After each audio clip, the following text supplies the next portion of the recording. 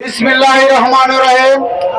নারায়ণগঞ্জ মহানগর আওতাধীন নারায়ণগঞ্জ সদর থানা কর্তৃক আয়োজিত 31 দফা লিফলেট বিতরণের সংগ্রামী সভাপতি নারায়ণগঞ্জ সদর থানার সভাপতি জনাব মাসুদ ভাই, সাধারণ সম্পাদক জনাব অ্যাডভোকেট এইচ এম আনোয়ার প্রধান উপস্থিত আছেন। আমার অভিভাবক তুল্য নারায়ণগঞ্জ মহানগর বিএনপির সংগ্রামী যুগ্ম আহ্বায়ক ফতে মোহাম্মদ রাজা রিপন ভাই উপস্থিত, নারায়ণগঞ্জ সদর থানা ও মহানগরের বিভিন্ন ইউনিট থেকে অঙ্গ সংগঠনের নেতৃবৃন্দ, আসসালামু আলাইকুম। আমি বিশেষ করে বলতে চাই, যারা মাঠে ঘাটের মানুষ,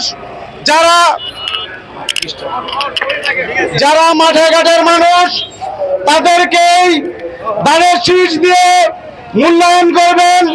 আমি একটি কথা বলতে চাই, বিগত 17 বছর যারা আন্দোলন সংগ্রাম জেল জুলুম খেটেছে, যারা প্রতিনিয়ত মামলার শিকার হামলার শিকার হয়েছে, পুলিশের লাঠিপেটার শিকার হয়েছে, তাদেরকেই আমাদের মাননীয় ভারপ্রাপ্ত চেয়ারম্যান জনাব তারেক রহমান তাদের হাতে ধানের শীষ উঠিয়ে দিয়ে তাদেরকে মূল্যায়ন করা হবে।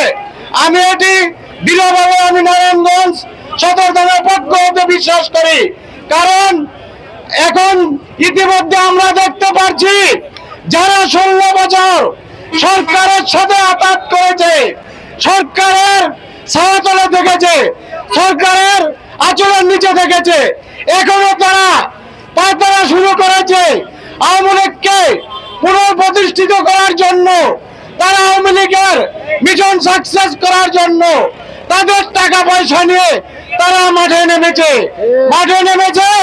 কারণ তারা যদি মূল্যায়িত হয় বিএনপি থেকে, আওয়ামী লীগের আবার ফিরে নারায়ণগঞ্জ 5 আসনে ফিরে আসবে।